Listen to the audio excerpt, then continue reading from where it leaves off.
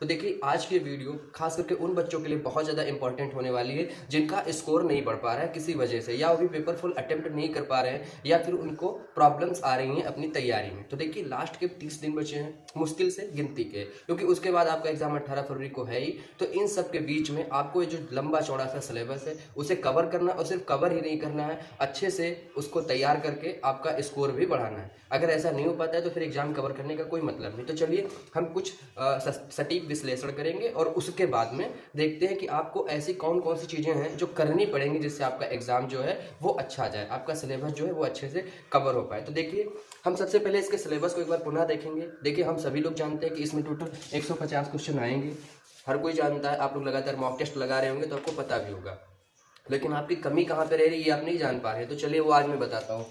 300 marks का होगा, 1/4 जो है आपकी माइनस मार्किंग है। ये सारी चीज़ें आप लोग जानते हैं, अच्छे से बताने की जरूरत नहीं है। लेकिन जो नहीं जानते वो ये है, देखिए आपका जो यहाँ पे सब्जेक्ट वाइज इनका जो वितरण है, मतलब हर सब्जेक्ट से कितने कितने क्वेश्चन कितने कितने मार्क्स के आएंगे, आपको करना क्या चाहिए। देखिए मैथ्स जो है यहाँ पे आपके 18 से 20 क्वेश्चन आएंगे, आप सभी लोग जानते हैं, और ये टोटल 36 से 40 नंबर का आएगा।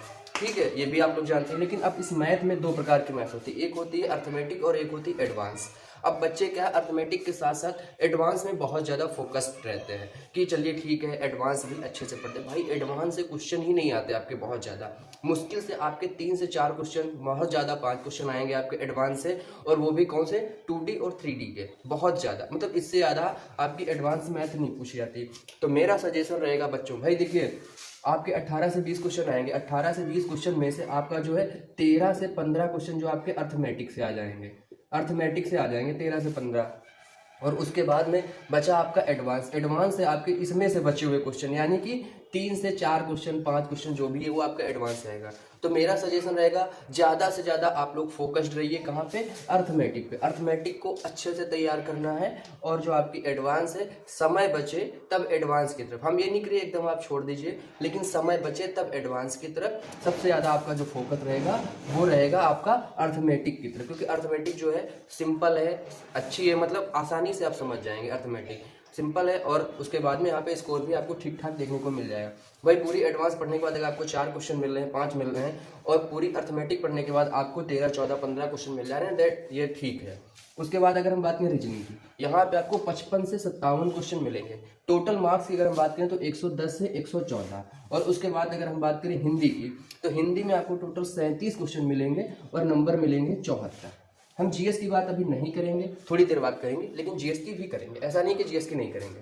तो देखिए अगर हम इन 3 सब्जेक्ट को जोड़ लें मोटा मोटी, तो देखिए अगर हम हिंदी के रख लेते हैं 74 नंबर, और रीजनिंग के ज़्यादा नहीं, सिर्फ 110 नंबर, 110 नंबर रीजनिंग के, और हम जीएस के सॉरी मैथ्स के रख लेते हैं 36। अब इसको अगर हम जोड़ लें, इन 3 सब्जेक्ट को ही हम सिर्फ अगर जोड़ लें तो कितना हो जाएगा, 6 4 10 हो जाएगा, 7 3 10, 1 11 और 1 12, और ये टोटल आप समझ सकते हो। आपको कट ऑफ पार करने के लिए नंबर चाहिए 210, और इन 3 सब्जेक्ट से आपके नंबर कितने आ जा रहे हैं, 220 नंबर, यानी टोटल 110 क्वेश्चन जो है वो आपके सिर्फ इन 3 सब्जेक्ट से क्लियर हो जा रहे हैं। आप सभी लोग समझ रहे हैं, इसीलिए हम जीएस की बात नहीं कर रहे थे अभी।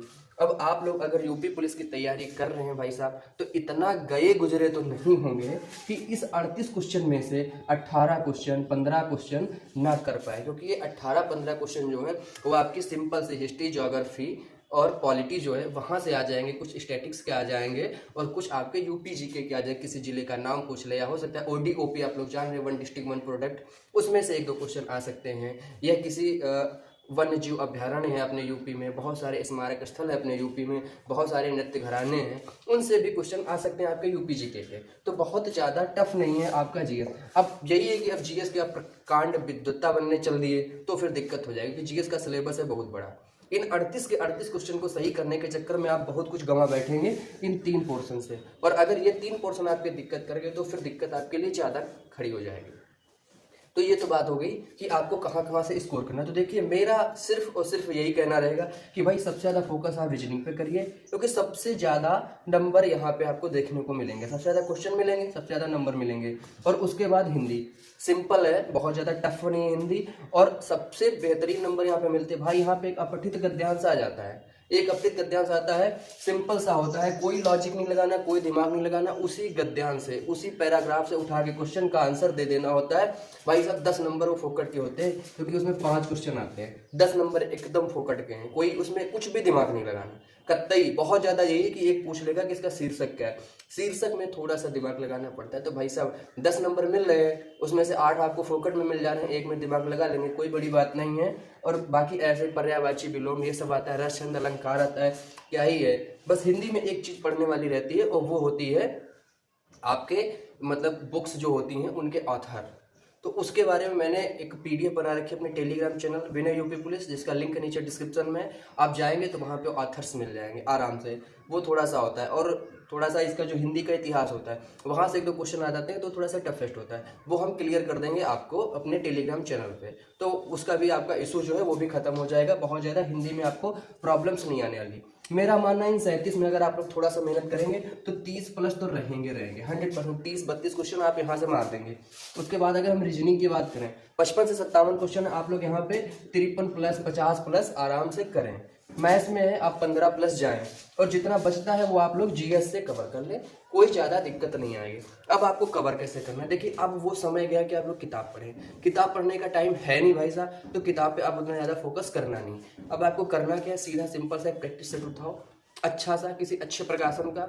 और कौन सा प्रकाशन चाहिए मैंने बहुत बार आप लोगों को बताया है, एक अच्छे प्रकाशन का प्रैक्टिस सेट उठाओ और उसको सॉल्व करो। देखो वहां पे आपको कौन सा क्वेश्चन फंस रहा है। जैसे इन केस हम सॉल्व कर रहे हैं, क्या मैथ सॉल्व कर रहे हैं, और मैथ का मेरा प्रॉफिट एंड लॉस का क्वेश्चन फंस गया, काहे का प्रॉफिट और लॉस का क्वेश्चन फंस गया। अब हमको ये नहीं कि सीधे उठाए और पूरा प्रॉफिट एंड लॉस का चैप्टर खत्म कर दिए, भाई सब ऐसे खत्म करेंगे तो खत्म ही नहीं होगा।